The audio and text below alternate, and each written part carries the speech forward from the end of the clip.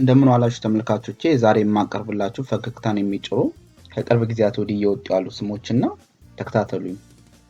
ልማቱ ፈጠነ፣ ቦንድነህ አባይ፣ ሊግ ይበልጣል፣ አኬልዳማ ታዬ፣ ኑሮ ውድነህ፣ ፌዴራል እርገጤ፣ ስልጣኑ በዛብህ፣ ኮንዶሚኒየም ለማ፣ ግምገማ ከበደ፣ ተሳለጭ አገሬ፣ መተካካት ተሻለ፣ ባድመ ይበቃል፣ አሰብ ተስፋዬ፣ ቻይና ፍቅሩ፣ መብራት ይታገሱ፣ ቴሌነሽ በዝብዝ፣ አክሲዮን ሰብስቤ፣ ቫቱ በዛብህ፣ ግብሩ ጫን ያለው፣ ህገ መንግስት ጣሴ፣ ነጠፈ ብሩ፣ ፌስቡክ ተመስገን፣ አያልነሽ መንግስቴ